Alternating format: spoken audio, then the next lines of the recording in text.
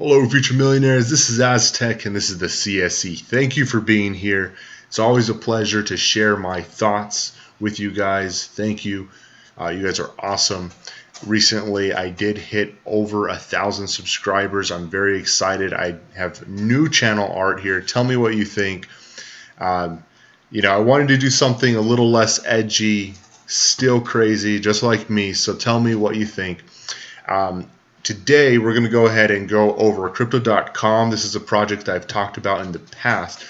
Now, I did unstake my crow towards the top of its immense rally this year, and I am now looking to upgrade my card. We'll go ahead and talk about that in just a second, and essentially, of course, acquire more crow and get back into this game. Now, also, I want to go over persistence. There's some big moves being made by this project. The project is amazing. I've really done a lot of research on it, and I think that it has a lot going for it, and the team is phenomenal. I want to go ahead and talk about some of the big moves that they've made recently. And also, I want to talk about reserve rights. It's not a project that I've talked too much about, but there's some interesting things that you may not have heard of yet. I believe that a lot of my viewers are actually very technical type people, know a lot about the space, probably long-term OGs. You might already know this, so I'll save this for the end. You can skip it if you already know, but it does have to do with reserve rights and PayPal. Now, this project was actually introduced to me by my buddy MacMac007 Cali. That is his YouTube name. You can go ahead and check him out. I call him Mac. He's my buddy. Now, we actually did an interview recently, so you probably already heard him. If you watched that, you can see down here about 4 days ago, we talked about Unilin and Matic. So definitely something you'd want to check out as well. But in general, he introduced me to reserve rights many months ago, towards the beginning of this year, and I've been holding. So I think that this is kind of like my point where I want to go ahead and tell you a little bit about what I think. I'm not an expert. I would definitely check out MacMac007. He's a lot more knowledgeable about the project, but I'll go ahead and tell you what I know. And what I think, because I really think that alts, this is not financial advice, but I think alts are going to do well soon. I think Bitcoin is headed to 14K.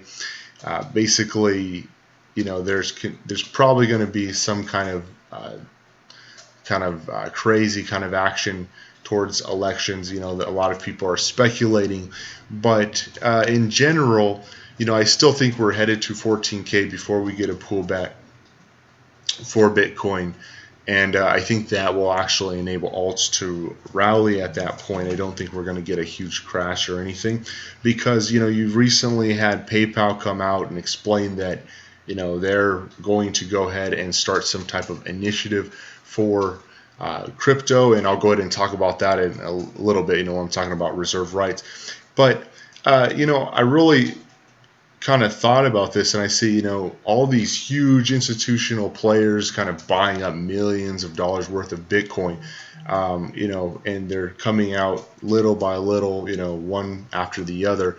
What happens when you have Google, Apple, another really big player or company come into the space and also start their own iteration of some type of custodial type cryptocurrency company, or project? I think that Bitcoin is just going to have a lot of institutional backing, big companies, and hype surrounding it for probably up until the end of the year. So and obviously I don't think that's going to stop. I think 2021 is going to be huge as well. But I think we're going to see a lot more big players jumping in. It's just kind of the nature of the beast. So I think we're headed to 14K. I think that at that point we get a little bit of a pullback, and then alts kind of rally. So I'm looking at where I want to be, and taking extra capital that's sitting on the side, jumping into some new plays. So we'll go ahead and start it and talk about Krypto.com. A lot of people don't know, but I actually called Crow at the very, very bottom back at the end of last year. This is the absolute bottom you could have bought or purchased Crow, and I actually called it at the very bottom. Here's my chart. I'm tachycardia on TradingView, and as you can see here, Crow did phenomenal this year, and recently, last couple months, it's had a pullback. For me, I'm not going to get all technical and too much into the TA, but for me, it's in an area that I personally kind of think, it looks good to me. And I don't think that PayPal is going to, basically suffocate Crow, because, PayPal, you can't, you don't own your crypto. On Krypto.com, you can transfer your crypto in and out of the exchange. Has its own payment system. I think Crypto.com will do well. So I'm not, I know a lot of people are kind of saying that Crypto.com and big, crypto projects like this are going to get suffocated by PayPal, but really, I don't think so. And because the TA looks good to me, it's had its correction, I'm looking to acquire more Crow. And specifically, the reason why is because they just recently announced card staking requirements update effective 2nd of November 2020. Upgrade fees waived now through the 2nd of November. They're saying that their added benefits, depending on the tier level of your card, is going to be 100% rebate for Spotify, Netflix, Amazon Prime, and more, up to 8% back instantly, on your purchases, up to 12% interest on your card stake. And the cards are metal. They're really cool cards. I'm not going to show you which card I have, but I am upgrading because of this news, because they're saying, hey, we're going to waive your fees, and also the actual staked Crow that you're going to need for a card in the future, if you don't have one, is going to go up as of November 2nd. So for me, this is just that perfect time to go ahead and get my fee waived, jump into a new upgraded card, and also basically do it before the staked amount has gone higher. So you can see here, this little article, they basically show that their new updated Crow staking rates are going up, and you can see that the Ruby still is 2,500 Crow needed now. The Jade Green and Royal Indigo are 25,000. The Frosted Rose Gold and Icy White is 250,000, and the Obsidian has basically the black card has gone up significantly. It's at 2.5 million, and as you can see here from their site, the black card is currently only at 1 million Crow needed. You have 100,000 Crow for these cards, 10,000, 1,000. So they're nearly doubling or more in the acquired amount of Crow that's needed to have these tier levels. So for me, this just makes sense, and I do not think that Crow is going to get suffocated by anyone. I think that this move is a very strategic move, because it's going to take more Crow locked up. So this is great for their their Crow token, and also for their strategy, because I'm speculating, none of this information has not been released by them, but if they basically have more Crow staked, essentially they can probably make bigger moves because they have more money at their disposal. I'm guessing that's how that works, but in general, I think they're going to do well, so I'm going to go ahead and upgrade for all these reasons. Now, secondly, we have persistence. This project has definitely blown me away. Once I read the white paper, talked to the team, met the team, just really kind of dove into this project, I've been blown away. I mean, basically they're a DeFi type project that's bridging the gap between, DeFi that we have retail, and then institutional players. So this is a really interesting project, and recently they just announced, it says they're excited to announce that Stake Drop is now live. Participants have already staked 9 million atoms worth more than $47 million for our Cosmos Stake Drop campaign. So this is huge. I've talked about it recently and tweeted about it.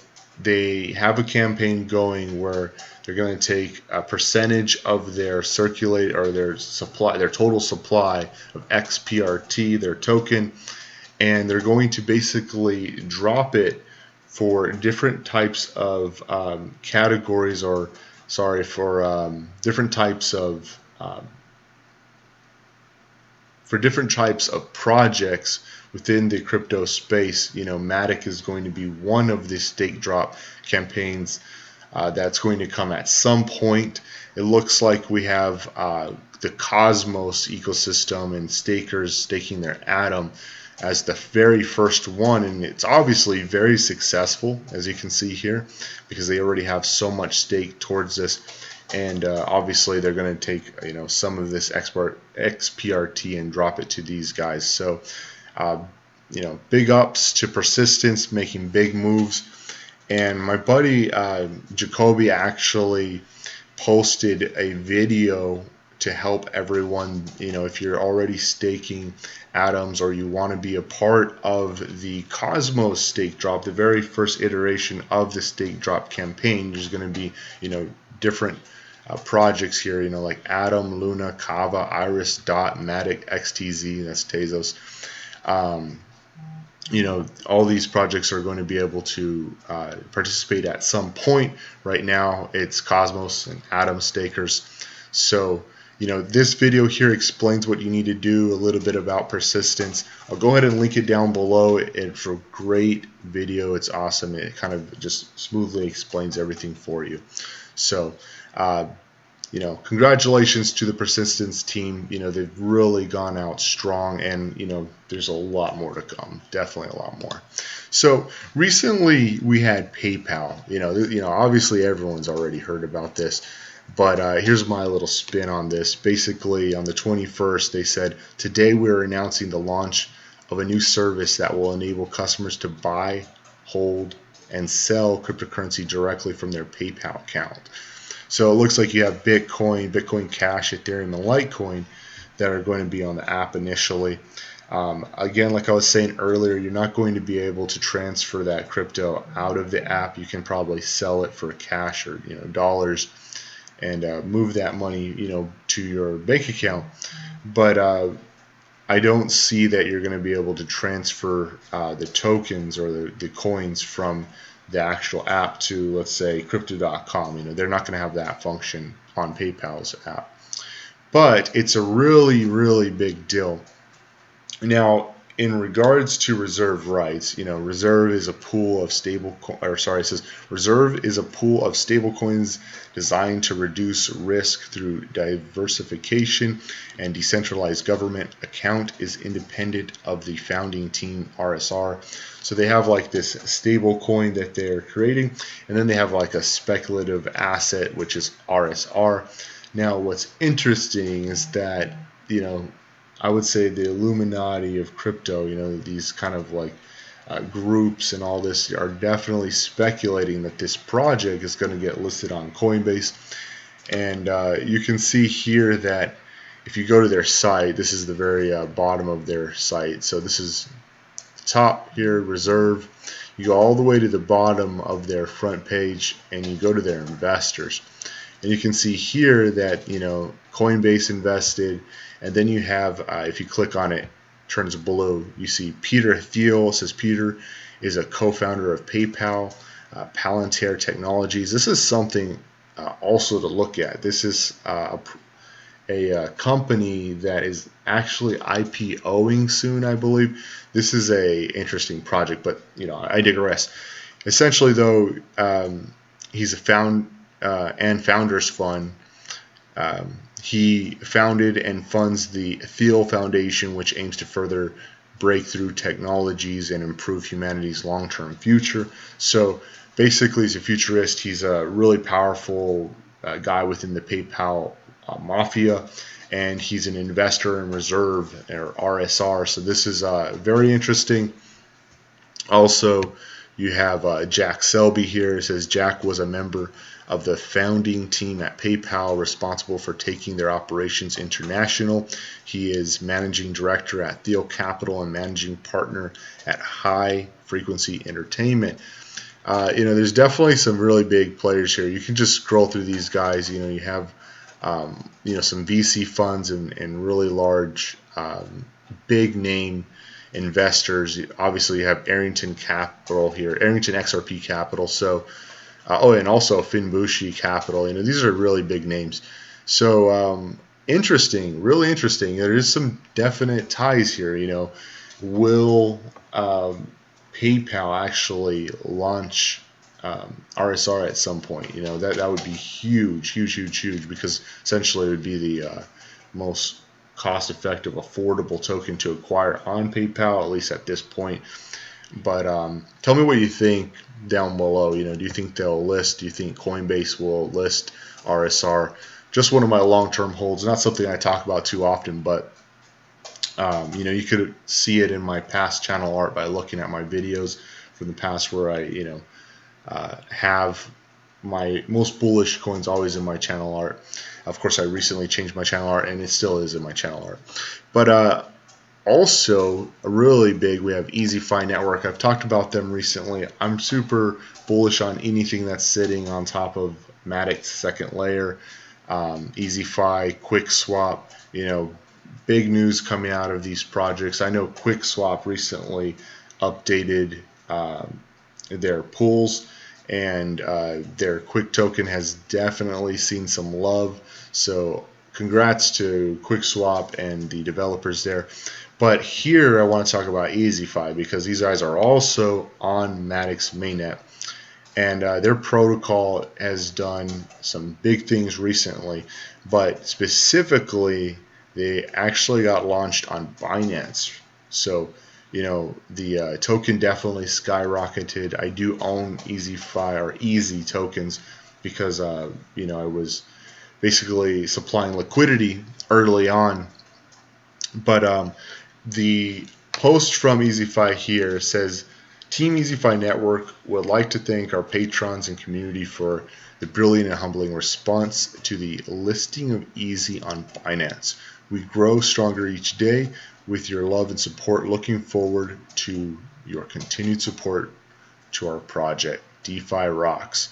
DeFi does rock. I don't think it's dead. Recently I've talked about DeFi a lot, and that's really because, along with a lot of other projects that are out there, DeFi has a really bright future, especially DeFi projects, in my opinion, that are setting themselves apart from other projects that have, their own unique traits. For instance, EasyFi is going to have under collateralized lending. QuickSwap is basically on the Matic mainnet, so it is basically a DEX that has, incredible speed, transactions, and also, the affordability for each transaction is just crazy. It's way under a penny for each transaction.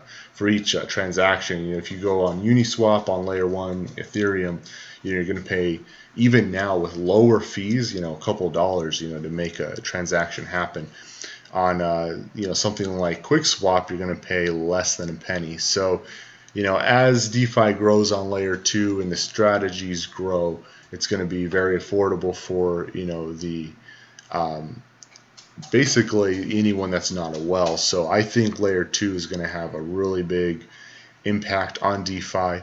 So that's why I'm bullish on EasyFi and QuickSwap. Unilend, I just think it outcompetes anything on layer 1. So they've definitely set themselves apart from all the projects on layer 1 on Ethereum.